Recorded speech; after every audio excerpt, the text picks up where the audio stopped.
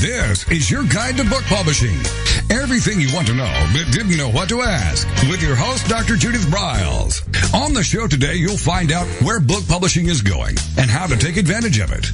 How to identify and avoid publishing predators. What opportunities are emerging as the book trade evolves in new forms. How to avoid losing money and much, much more. Join us now as a variety of publishing pros will deliver insights and strategies to take the author to the next level of publishing. It's your guide to book publishing. Everything you want to know but didn't know what to ask. Brought to you by AuthorU and the Book Shepherd. And now, here's your host, Dr. Judith Briles. All righty, so we are into a topic today on AuthorU-Your Guide to Book Publishing that a lot of people don't like to talk about, and it's called taxes, and it's called strategies, and it's called sometimes the business setup, because I know, a lot of you just want to write. Well, with me is Carol Topp. She's an author and also a CPA. She's got over a dozen books, including Business Tips and Taxes for Writers. And she's a frequent speaker at a lot of the writers' conferences I come across. And her website, you can go to Carol Topp, or you at CPA, or you can go to taxesforwriters.com. And so with that, Carol, welcome to Your Guide to Book Publishing. Hey, Judith, thanks for having me back. Normally I so talk glad. about taxes in January, but this is good. September's a good time to talk about taxes because people need to think about it kind of year-round. Oh, no, it's much better to do it at this time of the year. It's called review time. What do I need to catch up on? What I haven't done, et cetera, et cetera. So yeah. I always like to ask, we always have horror stories, but we want to really look at what can we do to really expand our knowledge base. I think that's critical. We always want to know about snafus. There's always rumors about, every time there's a new change in government that, how will that affect the tax situation, as well as I think that we all, especially most of us, we are authors and writers, are working out of our homes. And so that's going to impact on whether, do we declare it or not? Home offices, there's sales tax, there's how in the heck do we track inventory, and so much more. So we've got a lot to cover in our hour together today. And so why don't we just kind of jump in maybe with some changes. Let's come around to, we do have a change in government this year. How does that, is it going to? Do you see any inklings of affecting what the IRS is doing for small-based businesses? Not for 2017, the year that we're in right now. I guess they were too busy. Congress was too busy dealing with Obamacare to really touch the tax code. So we're not hearing much has changed at all. That's a hooray for me. Supposedly, the president has a tax plan. I've taken webinars on it. It would be a very serious change, but it's mostly going to affect corporate America, not us, not the sole proprietors, not the authors down here who are not corporations. And I doubt he's going to be successful because it is such a huge change in how corporations might be taxed. So that's all I'm going to say there. So I'd say no, don't worry about it. Don't worry about changes coming up. Things are pretty much the same. Little tweaks all the time, like the mileage raise, gas goes up and down, but that's going to be about it. Yeah, one of the things I do get sometimes concerned about, though, is that the buzz that's out there saying that they're going to turn over tax collection to bill collectors. Yeah, they've done some of that already, which as CPAs we don't like because bill collectors, there's not always necessarily recourse. If you feel like you've been mishandled by the IRS, there is the Taxpayer Advocate Office, who I think all around are pretty good people, the Taxpayer Advocate Office. So we don't like necessarily these third-party collectors because, I'd rather just deal with the person we owe, which is the IRS. Which is critical. Yeah. Which is really critical. All right, so that does alarm me because I think that when I think of bill collectors, I really do actually move to the scum of the earth. And they harass so much, and and that's why in general we CPAs are like, no, we don't. We're going to help our clients keep up to date, so you don't get behind in your bill payments. But again, I guess the IRS has to do this kind of stuff. They've got hiring freezes. But I don't know. I don't know what their reasons are for sending out bill collectors. But well, I have a question about that. If knowing about how some of the bill collection industry works, is they go in sometimes for pennies on the dollar to settle some things and to clear out on that. So are they going to be in a position that, let's say you have a $3,000 tax bill, and you say, well, I can only pay $1,000 and that's it. Are they going to are they have the authority to cut your tax bill in half? That I do not know, to be honest. I was kind of thinking that the bill payers are probably just getting paid from the IRS, but the taxpayer still owes the IRS. There is something called offers in compromise. That's IRS language for settling. You work out a deal. You work out an offer in compromise with the IRS, and that's what you end up owing. So the IRS does work with folks to say, okay, you can only pay so much, fine. Like a credit card, fine, you're going to pay me over time, though, plus interest. So there already are programs set up to help taxpayers pay their bills. But I don't know that these third-party collectors are going to have the authority the IRS has to settle an offers in compromise. I think they probably come after you've settled with the IRS and you're just not paying. That's what I'm suspecting. Fortunately, I don't have any clients in that situation. That's a good thing. Well, I think we should pay taxes. I just don't want to pay more than my fair share or what I owe. On those things. And so I guess what we ought to say to everyone, number one, if you do have a liability, before you have the hound dogs at your door that or the pit bulls, is that you should be aware of the offers in compromise situation and initiate it yourself and get going on it. I have a client. She just signed a great deal with a publisher, 3-book deal, and she's getting very large checks, advance payment checks. And it's very nice, but she's so conscientious to say, Carol, now how much should I send to the IRS now? That's the kind of client I love, because she and I talk about, okay, good, you're being proactive, you're sending what they call them estimated payments, and there's this lovely website the IRS set up only about a year or two ago called directpay.gov. You can log on there and just pay them so easily. It used to be kind of difficult to pay the IRS electronically. Now you can pay them easily, and that's what she does. And it gives her peace of mind, gives me peace of mind. We know she's not going to owe penalties. She's being proactive and sending in, she's actually sending in about a third of those advance payment royalty checks she's getting. A third, Judith. That's huge. Well, by the time you have to pay roughly 15% federal income tax and 15% self-employment tax, that equals 30%. Well, I'm hoping you're helping with write-offs, but let's move into some of those other issues. Okay, so there's not many write-offs for an author, but yeah. But she's got a W-2 and her husband's got a W-2, so yeah. Let's do that. Why don't we talk about some of those things that are write-offable for an offer? Sure. You mentioned in the intro business use of the home. Business use of the home has been around a long time, and people will still ask me, hey, Carol, is that a red flag to the IRS? I'm afraid to take it because I'm going to be red flagged or they're going to come and audit me. And I have to say, in general, so many people work from home. I work from home. I think you work from home, Judith.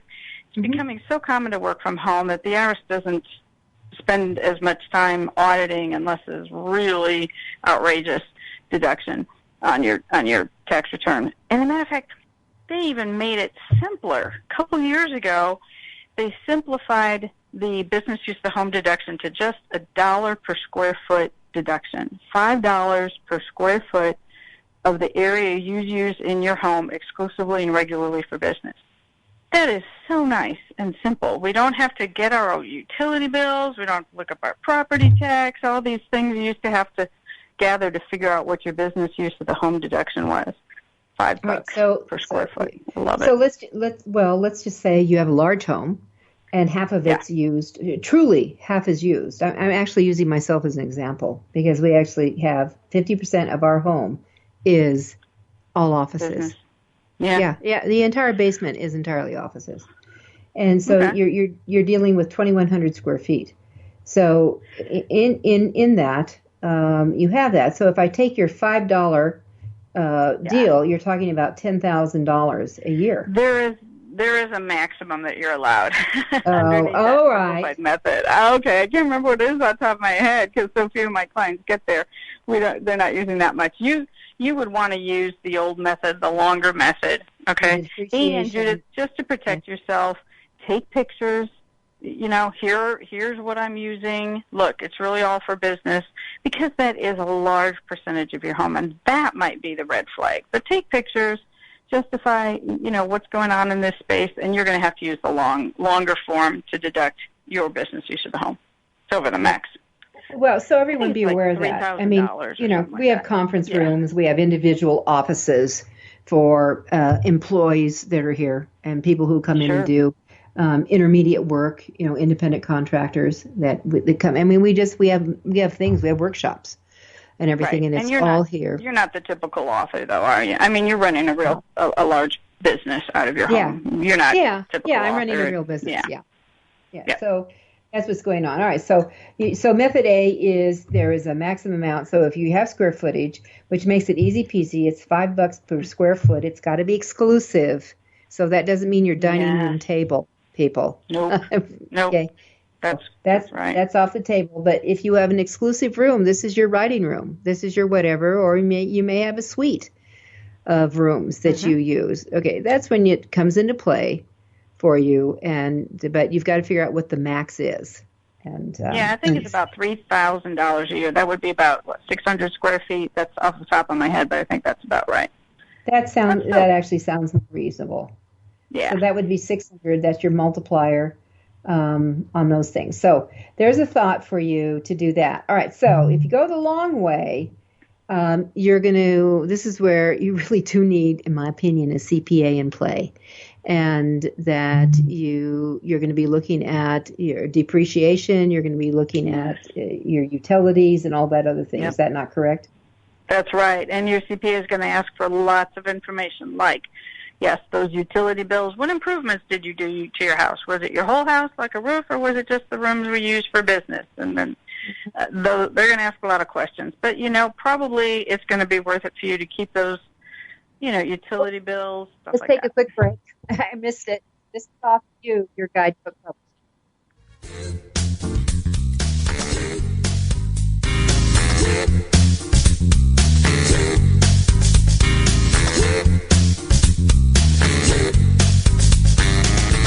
This is your guide to book publishing. Everything you want to know but didn't know what to ask. With your host, Dr. Judith Briles. And we'll be right back with more great information right after these.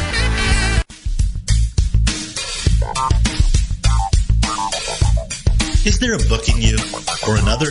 AuthorU will show you how to create, develop, and publish your book without being hoodwinked. If you already have a book out, you'll find a supportive and brainstorming community that's connected and creative no matter where you live. AuthorU brings in national experts for its book camps and annual author extravaganza held each May. It has regular meetings and delivers webinars for its members on timely topics. Through AuthorU's extensive network, members enjoy exclusive benefits, including significant discounts for a variety of services necessary to publishing. The Resource, its online book publishing news magazine, is content-heavy and it's free. If you want to create a book that has pizzazz, punch, and panache, AuthorU is for you. If you're a hobbyist or a casual author, it's not. Join AuthorU today through its website at AuthorU.org. Follow AuthorU on Twitter at AuthorU and on Facebook at AuthorU, where timely author and publishing tips and articles are posted daily. AuthorU, where the author goes to become seriously successful.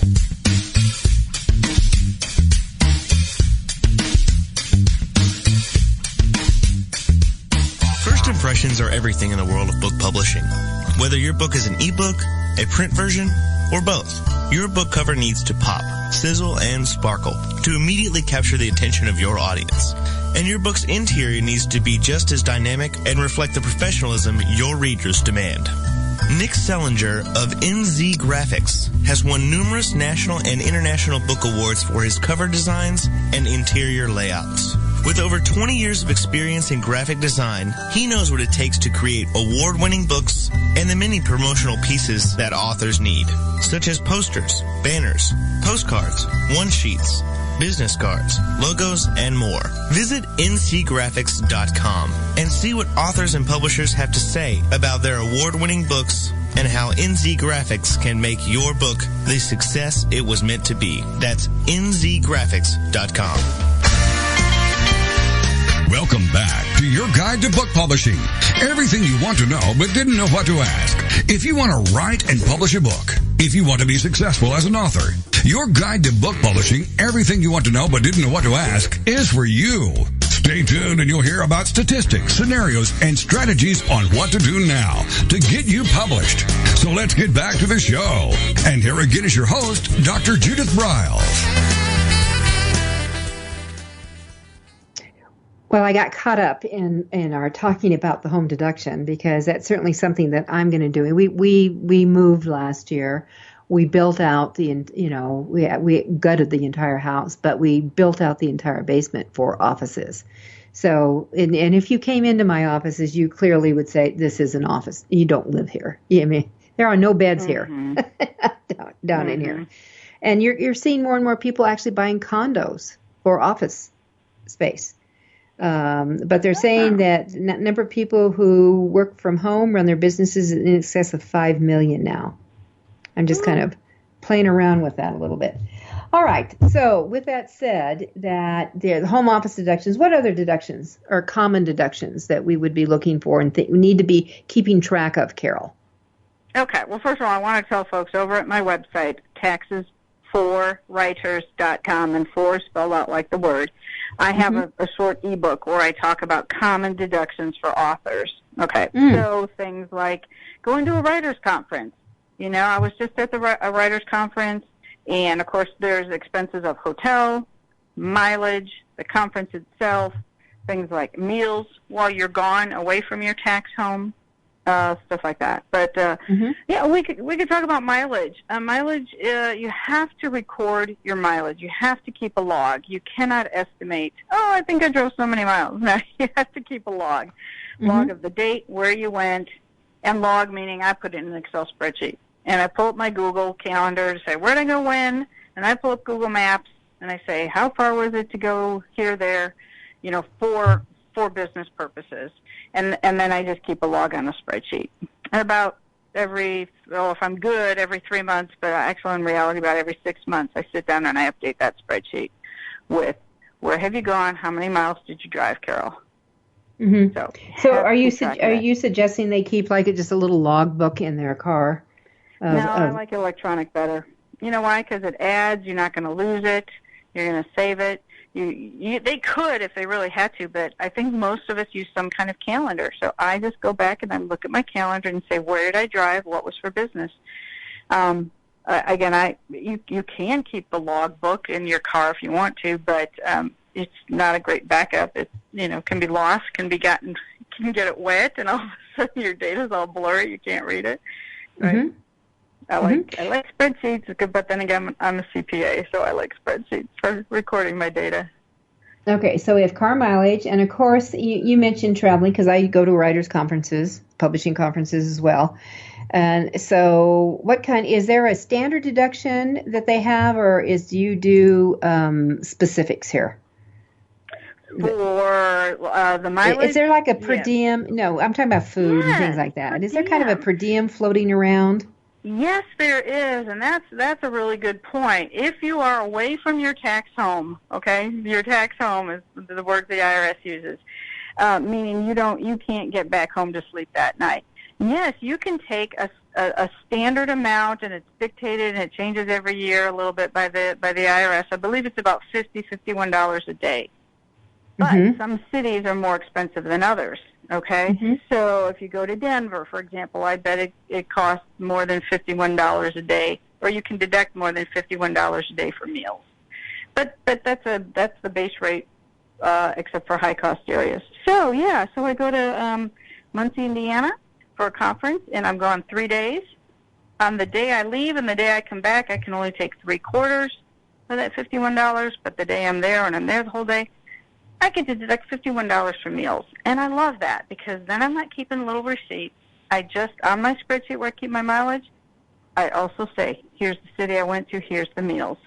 Or the per diem rate, the per day rate I can take for meals and incidentals.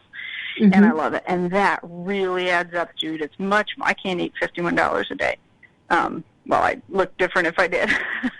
But I'm going to say, I have some travel days that it takes me all day, literally all day to get. So, and then your hotel is the actual cost. Would that be correct? You can take the actual cost if you want to, and especially if you don't leave your tax home, but you're having lunch with an editor, you're having some sort of business arrangement, and it's over a meal. Then you can take the actual cost of that meal. But if you're traveling away from your tax home, definitely look up those per diem rates. And again, I have a link over at Taxes for Writers where I talk about meals. Just put in meals in the search box or something like that, and it'll lead you to the government website where you can look up, put in the name of the city you're going to and find out what your meal deduction is. Well, that's a terrific idea. So that taxesforwriters.com, everyone, and then click over, or you can even do a Google search, Just put in per diem even. I think it's the Government Services Administration, GSA.gov, probably, that has those per diem rates. But that's just really a good tool for everyone to be tuned into. And of course, then there's out of the country, but that's a whole nother animal. All right. And so your hotel would be actual cost, correct? That's correct. Actual cost for the hotel, including taxes, which add up.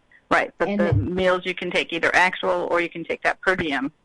All right. So in transportation, if you're flying, training, boating, I guess. Yes, you driving. have that in play. So, those are actual costs. Or if you're going to drive, you go up to that. I wouldn't bother to take gas. Do you keep track of your gas, Judith? I don't. I always use the mileage. Probably 99% of my clients use the mileage, standard mileage rate. You just keep track of the mileage where you drove. And that's 54 cents. Is that correct, a mile? It changes a little bit every year. I think we're at 54 and a half, and it goes up and down. I can't even remember from year to year. Look at me. Okay. So here's, and so I think just keeping track, strictly miles, put it in, put in your calendar, and as Carol's suggesting, do a spreadsheet, then just drop it in, and then you've just got it. And you can, play around with it a little bit. On my website, we already said it before, but taxesforwriters.com, I have a free spreadsheet. I created for an author friend of mine in my writers group. And then I thought, what the heck? Why don't I put that spreadsheet out there and for anybody to use? And now some of my author tax clients use this spreadsheet to just a simple way to keep track of stuff. And in there's a column that says mileage. And they will record, okay, this month I went here. And I can see, he had a hotel.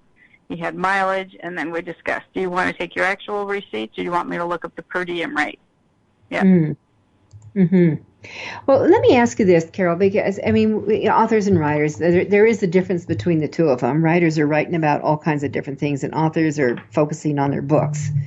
A magazine writer doesn't think of themselves truly as an author. It's a different animal. So in what I am wondering is the old-fashioned mistakes. What are some of the common, let's just go through some of the mistakes that are triggers. I think, again, being a tax person, I'm going to go to the tax return. I think it's putting your expenses in the wrong place on the tax return. And that can trigger something. I had a friend of mine who was an author, published author, and she didn't understand the concept of cost of goods sold.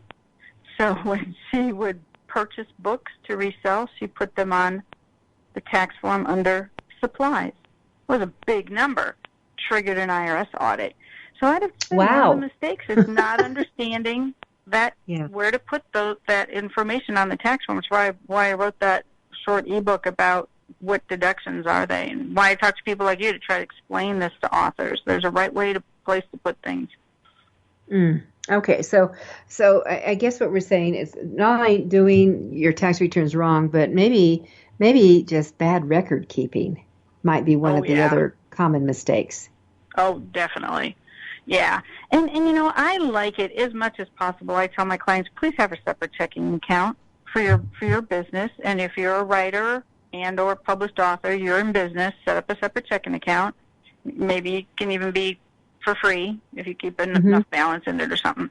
Then all these transactions are my business deductions, and it's easier to prepare your tax return. If they're all mixed in with your personal, it's hard to remember, was that personal, was that business?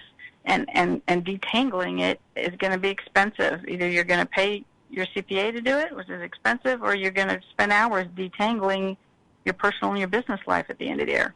Not a good idea. Yeah, so one of the things I'm going to go back to your author who didn't understand cost of goods, that kind of thing. Oh, it was bad. Yeah, and called it a supply, and so she might have $8,000 in supplies, and that's a lot of little notebooks. Which isn't going to be it's going to be triggered very quickly on those kind of things, because it's just disproportionate on it.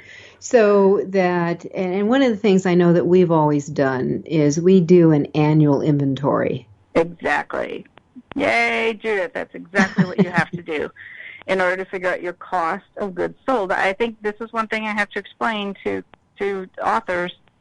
Just because you spend $8,000 buying books, if you still have some in your house, you can't deduct all $8,000 because we can only deduct the cost of the goods as we sell them. So the IRS makes it relatively easy. They give us an equation on the back page of the Schedule C, the Small Business Income Tax Return. But it's mostly based on you doing an inventory count, Judith, just like you said. Count the inventory, what's it worth, not what you paid for it. But that means you got to do a little math, but, your accountant or bookkeeper can help you do that. Okay, so we're going to take a quick break, Carol, and I want to come back. I do have a question to that, because cost of goods, printing is real easy to figure out how many books have been sold. But there's also, are we going to put in our cost of the cover, the design, of editing, etc.? Let's come back and we'll talk about that and then move on. This is AuthorU, your guide to book publishing. With me is Carol Topp, CPA, and we're talking taxes for writers and authors.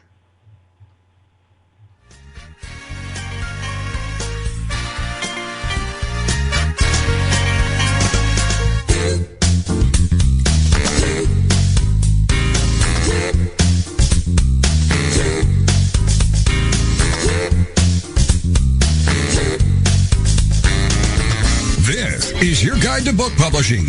Everything you want to know but didn't know what to ask. With your host, Dr. Judith Briles. And we'll be right back with more great information right after these. Want to publish like a pro today? Well, then take a look at Ingram Spark, the only publishing platform that offers print and ebook services through a single source. Upload, edit, and manage titles all in one place. Take more control of printing costs with print on demand, and reach even more readers through one of the world's most extensive distribution networks. Built by independent publishers for independent publishers, Ingram Spark has everything you need to maximize your book's potential: color printing, ebook distribution, print on demand, global reach, and more.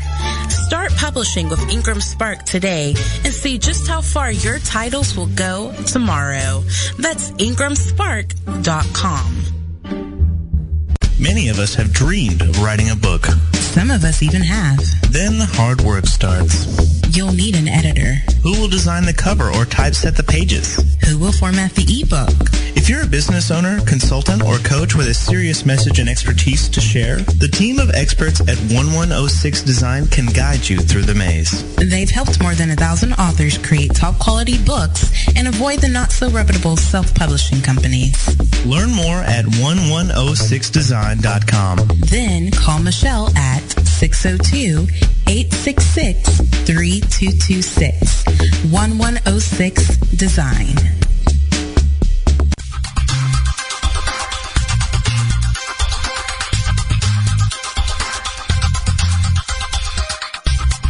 When Ned Thompson and Harry Shore started Thompson Shore in 1972, they believed employees with great character would make up the best company.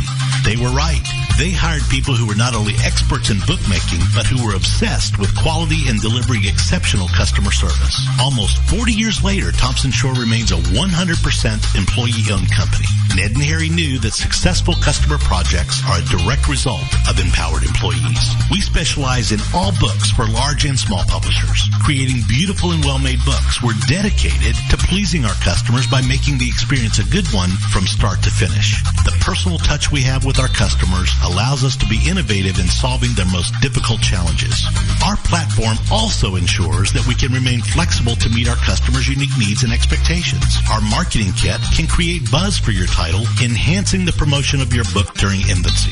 When you need to test the market to gauge your future sales, we can provide digitally printed books that will transition seamlessly into a larger offset run. From ebook to hard copy to delivery, our skillful customer service teams are at the ready to answer your most pressing question. At Thompson Shore, we know that making the highest quality books requires more than just best technologies. It requires superior customer service, professionalism to the trade, and commitment to environmental and social values. With these standards of excellence in place, you can be sure that we will always help you put your best book forward.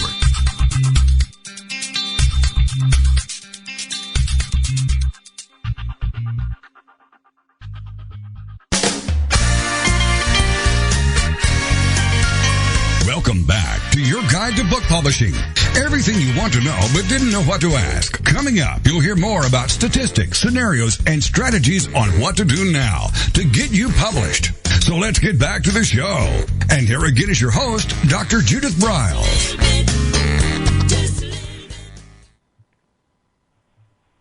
All right, so we are talking taxes. I know no one likes to talk about taxes, but you know what? But besides death, it's there. It's there. You know, and so are wrinkles, by the way. All right, so with that said, that one of the things that I think it's really important to understand is that on the cost of goods that Carol was talking about, so she's just recommending that you, when it comes to printing your cost of goods in your inventory, so if you had, let's say you printed 1,000 books and you sold 100 of them, so you sold 10% of them, and the cost of your printing was, let's say, $2,000. So let's make it, easy numbers to play with. Mm-hmm. So, and you sold 10% of them, then you're going to be able to deduct $200. Did I do that right, Carol? I think you got it right. I think normally we go on the per price of the book. Yeah. So and whatever shipping's involved. And you sold 100 of them. Yeah. Yeah. Whatever shipping's involved, that's what you're going to play with. Yeah.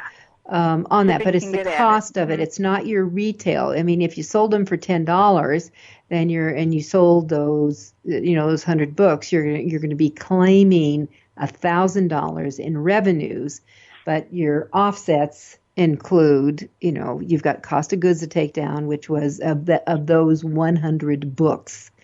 And whatever shipping is incurred. Now, Carol, there's also something if this was edited, as self-published, independent published, you're going to have some other expenses, which could be, will be cover design, could be editing, it could be some book consulting, it could be, certainly the layout related cost if you hired out for that.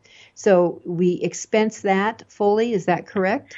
Yeah, and what you mean is we put it on a different place on the tax return. It's probably contract labor. You hired somebody, they worked under a contract like an editor, or just under miscellaneous book production costs, something like that. And they are deducted in the year that you spent that money. Cost of goods sold, as you can imagine, if you're buying 1,000 copies, it could take you several years to sell those. So Let's that's hope not. dribbled out over several years. But we deduct the expenses of the editor and those other things you mentioned in the year that they are spent. All right, so we're going to be you could be upside down, meaning that your revenue is going to be less than your gross expenses on that. Definitely, especially in the early years. Sure, with writing and getting a book published, there's a lot of startup expenses, a lot of upfront expenses in the first year or two. And unless you get a publishing contract, but you're talking more about the self-publisher. Yeah, I have a client. He's in his third year. He's putting out books. regularly, and he said, Carol, I think I'm finally going to make a profit in his 4th year. Mm-hmm. So, yeah, that's how it happens. And that is how it happens. Okay, so I'd like to do a transition, because one of the things, when you, that a lot of times is to talk about your client who is just, the 4th year, I think I'm going to make some money this year. Yeah. And a lot of times when people are doing that, is that they don't take much money out, if anything, on that. Mm-hmm. So how do we handle this?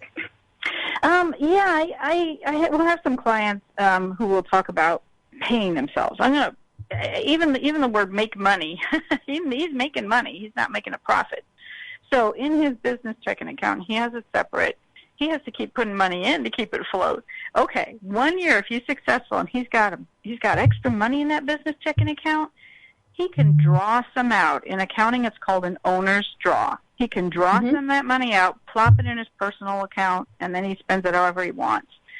But he is not, quote, paying himself. He doesn't give himself a W-2. He doesn't give himself a paycheck. Okay? Sole proprietors have to pay taxes on the profit, whether you draw it out as an owner's draw or whether you're going to leave it there in the business checking account. You pay you pay taxes on the profit of the business. What you, quote, pay yourself, draw out as an owner's draw, that's not a business deduction. It's merely a transfer of money from your business checking account to your personal checking account. It's not a business deduction. So okay, so he was well paid. All right, so let's I'm going to get into the visual ledger here. Yes. All right, so let's say that you've sold $20,000. No, let's use ones and ohs. Ones and ohs is so much easier. Let's say you sold $10,000 in books. Yep. And that you figured your cost of goods, let's say you've already paid upfront for the design, the editing, all that stuff. And that your $10,000 in books represented, let's say 1,000 books at $10 each. Okay. I'm trying to keep ones and ohs going here. Yeah. Yep. I'm with you so far. All right, so we got going. This is where I start running into trouble. All right, so we have 10,000. We have the cost of goods was, let's see, so we do 1,000, and let's say $2 a book, just for the heck of it. So that's 2,000 minus. So we have a true cost. That's a deduction. Now we have this little thing called the owner's draw over here. Right. All right, so the owner's draw. You have a profit of $8,000. Pretend, okay? With gross profit. $10,000 in sales minus cost of goods sold of $2,000. You have a profit of $8,000 that year. Mm-hmm. If you didn't spend anything else, which you probably did. Now, he can decide, I'm going to leave it in there because I've got, big plans for my business. I don't know what. Or I'm going to draw out $5,000. He draws out $5,000. $3,000 is left in his business checking account. Mm-hmm. What does he report to the IRS as his business profit, Judith? $8,000 or only the $3,000 left in the checking account? He reports $8,000. Yes. Okay, so. What about the $5,000 he drew out? Where does that get recorded on the tax return? Well, that's a good question. It doesn't get recorded on the tax return. It's merely a transfer between checking accounts owned by the same person. So this person. All right, so this is where you're going to play people here. So this person is not going to be declaring this as a 1099 or a W-2, so therefore Correct. Social Security is not coming out of it. Correct? That's right. He just transferred money from one of his checking accounts, his business checking account, to his personal. And we don't have to report to the IRS when we transfer money, right? Okay. No, you don't. So then here's what you need to weigh, everybody. That this is where your taxation. So if you left the money in your corporation, and you've got a profit, that means you're going to owe some taxes. Correct, Carol? Yeah. Okay, and so most we're going to owe don't some taxes. Corporations, so I was just talking basically a business checking account. But go ahead. You get the concept down. Yep. So let's understand that. So you want to verify, okay, so what's going to be the taxes at the end of the year, that is going right now. First time you're hearing this is in we're moving into fall. And so we're at the end of the 2017 final quarter. We're moving in the final quarter. All right. And so you've got this, profit, bravo. And you want to do a comparison of what the taxation is at the corporate rate, or whatever that business rate's going to be, versus if you had taken it out and paid your Social Security tax, both sides, and then declared it on your personal income. Did I get that right? Well, help me out. I'm quite tracking you there because, okay, let me tell you. Let me go back and say, if this business had $8,000 of profit, they're going to owe two taxes, and that's what you refer to. The income tax, which we're all pretty familiar with, and roughly most of us pay 15% income tax. Most of us are in the 15% tax bracket. So that's just a good rule of thumb. Then, as business owners, we also owe self-employment tax. That's the both halves of Social Security and Medicare that you referred to. That's also 15. 15.3 to be exact, but 15%. So that's why I said, I think I said on air earlier, I have a client with a big advance check from her publisher. And she's putting 30% aside. So if this person made $8,000 profit, 30%, he owes $2,400 in taxes. Now he's going to put that on his tax return with probably his personal, maybe his spouse's W-2, that kind of stuff. Okay, but maybe that's why he's going to leave $3,000 in his checking account because he's maybe going to say, hey, because I'm going to owe taxes on this. Or maybe I'm going to send in $2,400 now at this quarter. So, I'm not shocked come April 15th at how much I'm going to owe. So. All right, so when someone takes an owner's draw, yes, it does. When someone takes an owner's draw on it, is this from a just Schedule C? Is this from an S Corp? Is this from a C Corp? Is it from an LLC? What are we doing here? I'm talking about sole proprietors who own their own businesses and then they file Schedule C. S Corps, if you're an S corporation, you should be talking to your CPA, but typically they get W-2s. Corporations, you're an employee of the corporation, you typically get a W-2, a salary. I'm talking about 90% of authors who are sole proprietorships and file the Schedule C with their personal income tax return. But they should think of their business as being a little bit separated from their personal lives, like managed separately in terms of like a separate checking account. And that's why I say that's what's called an owner's draw, and it's not for yourself. All right. Right, because you're just transferring money to your personal life when you have a profit.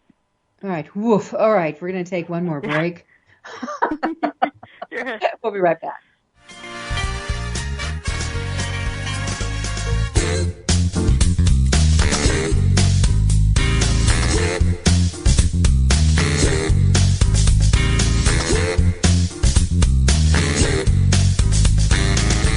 This is your guide to book publishing. Everything you want to know but didn't know what to ask. With your host, Dr. Judith Briles. And we'll be right back with more great information right after these.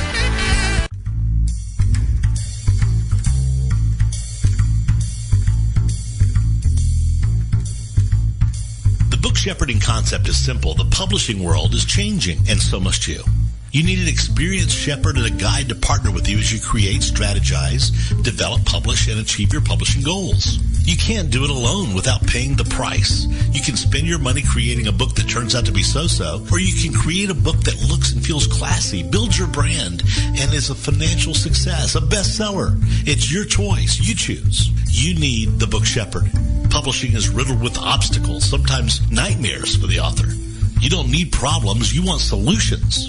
Dr. Judith Briles will shepherd you through the maze and the chaos. At times, she's had to step in and rescue a book that has been sabotaged by a publisher or by a publishing service provider or sometimes even the author themselves. Judith Briles is the book shepherd if you want to create a book with no regrets. Give her a call today.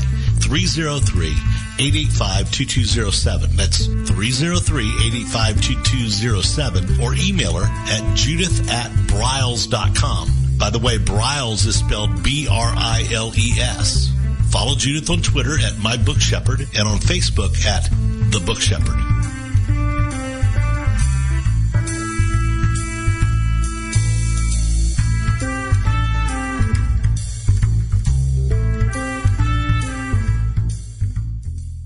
One of the most important decisions you will ever make is your choice for printing your book. You are choosing a company which will be responsible for guiding you through the process and printing your book at a level of quality and detail that embraces your personal and creative needs.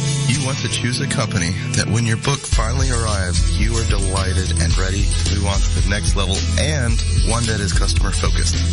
Choose King Printing Company and Addy Books to be that company that brings you to the next level. Go to kingprinting.com or call 978-458-2345 and ask for Tom Campbell.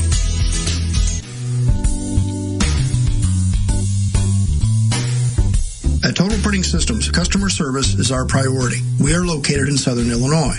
Our employees have an average of 18 years experience and know that customer relationships are important to our continued success. We have been a short-run book printer for nearly 40 years and always stay at the forefront of technology. Our niche is from 1 to 5,000 copies. Today, we offer digital, black and white, and 4-color high-speed inkjet printing, a cost-effective way to introduce color into your short-run titles. We, of course, offer traditional offset printing as well. Bindery is done in-house, from adhesive case binding to PUR perfect binding to mechanical binding of all types, including side sewing. We provide warehousing, kitting, distribution, inventory management, a new print-on-demand facility, streaming browser-based ebooks, and bookstore.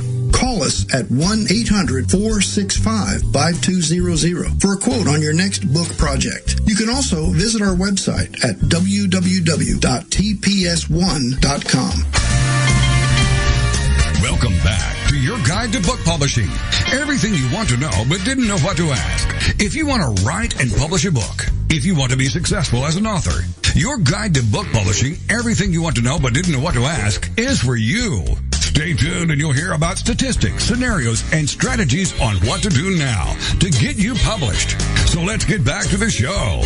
And here again is your host, Dr. Judith Briles. All right, taxes. Whew, I'm exhausted. Okay, so here we go. There's a couple of things I think that authors always ask about, at least for me. What do I do about sales tax? I'm going to be, you're in your own location, or what if I travel out of state? What if I go to special events? Help us out, Carol. And with me is Carol Topp. She's a CPA that specializes in working with authors and writers. Yeah, so I had to devote a whole chapter of my book, Taxes, Business Tips and Taxes for Writers, to sales tax. And even then, Judith, it is so state-specific that I couldn't get too in-depth, even though I devote a whole chapter to it. Sales I know. Tax it is complicated. I so know that, Carol. You know? Yeah, I hate dealing with sales tax, mostly because you are collecting money for the government to turn over to the government. And it's usually low dollar amounts, and you have to do lots of paperwork to send somebody else money. So all around, it's really annoying. It's horribly annoying, and sometimes it's just for a couple of bucks, and it costs you far more time and energy in that. And just as a story to set in, I had spoken 3 years in a row in Puerto Rico as a guest speaker there, and there was a fee affiliated with each one of them, and there was advertising and stuff, and I always actually whatever conferences we were, I always reported all credit card sales, all check sales, and all cash sales. It was always reported, and when I was paid at any conference, it was always reported speaking fees, and Puerto Rico was no different. Well, the third time I was there, these men in a black suit showed up, Carol, during lunch. Yeah. And they said, you cannot leave until you complete a personal tax return for Puerto Rico. Oh, my gosh. And they had instructed my host to withhold, I think it was $800 or $1,200. No, jeepers. I mean, I was hostage. Yeah. I've got a similar story. I was in South Carolina, though, so not even overseas. South Carolina, I was speaking at a conference, and they had, a vendor hall. I'm selling my books, right? Mm-hmm. Okay. So 2 agents from the South Carolina Department of Revenue are walking through the vendor hall wanting to see your out-of-state, your transient vendor license. And if you don't have it, they sack you with the bill. Okay? And I've been in some states where you have to pay your sales tax, like Puerto Rico, before you leave the state. They're at the convention. Yeah, it's crazy. I was shocked. If I go back to South Carolina, I get the privilege of giving them $50 to register as an out-of-city, out-of-state vendor for the privilege of collecting their sales tax and paying it to them. I haven't been back to South Carolina because I don't want to give them $50. Mm-hmm. I was just in Nashville selling at Opryland. It was over $100 I had to pay for the privilege of being in Opryland to sell my books. Anyway. Yeah, so you start thinking, okay, so if my book, what does your book cost when you sell it? $15. Okay, so $15. So that, and now you're going to start thinking, hey, if I only sold 10 books, it's not worth it. And I get $150. Wait a minute, my cost of books, I might as well just give them away. Sometimes my husband has said, why don't you just go and take orders there and ship from home later? Or, give them a 20% off discount and they got to order online because then I don't have to deal with sales tax. Well, some states say, hey, you came into my state and you took orders. That's enough for us to collect sales tax from you. Mm-hmm. Yeah, I had that experience. I've had that experience in Nebraska and Utah. That is stiffer. And then I've had others where it's just never been a big deal. I mean, we've always reported it. I know. I get it. I get it that they're after it. But when you're dealing with most people who are selling books, they're not selling hundreds and hundreds of books at events. Doesn't matter with sales tax, Judith. They want their sales tax on the first book you sell. No, I get that. Yeah, but you really have to do the weighing of it. So one of the ways we got it in, like you're saying that you had a requirement, like in South Carolina, you have to have a $50, whatever that is. We started putting in our contract because we always had books that if there's any taxes due, that the host was responsible for them. And I donated back anywhere from 10 to 20% of all sales. I did a walk away, and that cleared the deal. Number one, they didn't come for them. They had extra money for their foundation, for scholarships, whatever they want. And two, I did not have the headache. That was my solution, Carol. That's nice. Well, you're also Judith Briles. I was one vendor in a huge vendor hall. I couldn't negotiate that kind of stuff, but the one thing I have done sometimes is I do a lot of work with nonprofits, and sometimes the nonprofit has sales tax exemption in their state, sometimes not. Mm-hmm. But sometimes I'll say, dear nonprofit, you sell my books, and then the purchasers don't have to pay sales tax, and I give the nonprofit, like you said, a little bit of a I want to say kickback, but a discount. But in general, most of the folks listening to us today are gonna, if they travel out of state, they're going to have to apply for a transient vendor license or temporary vendor's license. They're called different things in different states. I go to one website called taxjar.com, and they have good information on what each state requires for sales tax when you come into that state to collect their sales tax and have to submit it to them. Okay, so that's a great idea. Valera. Yeah. Excellent. So taxjar, Jar. Right. Yeah. Is that correct? .com, and find out if you're traveling or sailing, or you may be putting your books in the trunk and driving around the country. I mean, I've had clients that do that. Yeah. And then you deal with every locality. And here I'm talking from Cincinnati, Ohio. In Ohio, we have different tax rates in each county. So of course, we do too in Colorado. Yeah, everyone. So let's talk about that. I mean, we don't have a huge amount of time here, but I think it's very important to understand that if you are going to offer your books here, that you want to come back and take a look at what's it cost. So you need to start with the city you live in. Number one, you're going to have a state sales tax. Most states have a sales tax. What is it? Then you need to go to the county you live in and see what's going to go on here, because you may have to have a business license in that county. Right? So what do we need to come into play? And then there also, like in Colorado, I know that they have some special event. You have a special event license you can buy for it's good for, it's like $16. They can last for a couple of years. That could go in and cover if you're moving around. And those of you who are thinking about selling at craft fairs or like it's, when you come out the summertime, when they open up, those kind of events that move around. And if you're selling there, you need to figure out what the licensing is for that, just so you stay out of deep doo-doo. I'm just going to recommend it. Yeah. Yep. I guess that's why, in general, it's nice if you can sell your books wholesale to somebody else. Yes. And let them take it over and let them do it. Offer them a special deal for that. And I've often done that. Or, as I said, when in my speaking contracts, I always made a donation back, and I had that they would be, responsible for their taxes. And that just eased my pain a lot. All right. So one other thing. If you're selling on Amazon, they take care of sales tax. You probably see it now. Amazon's starting to charge sales tax in more states because they're in more states now.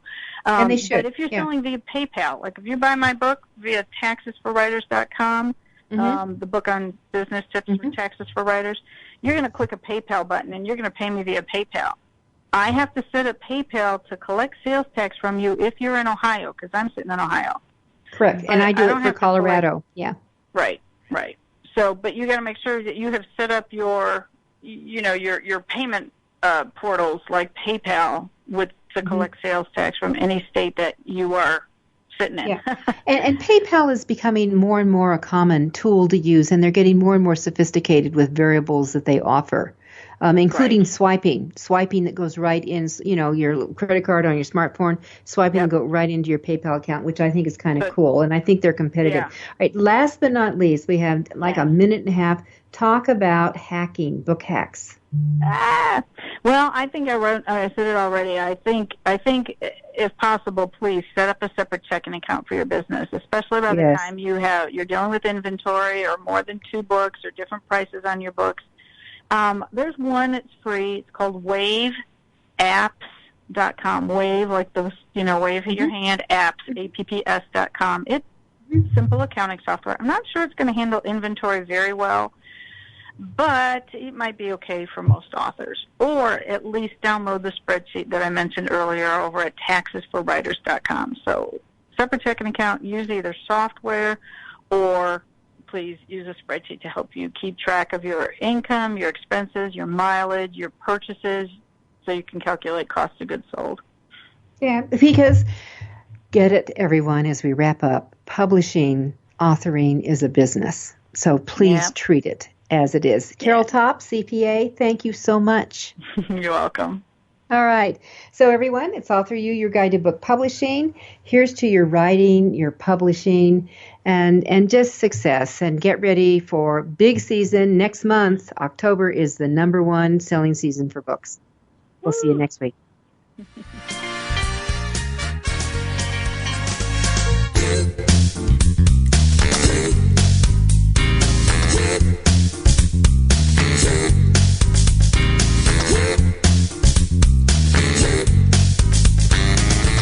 Thank you for being a part of Your Guide to Book Publishing. Everything you want to know but didn't know what to ask. With your host, Dr. Judith Briles. Each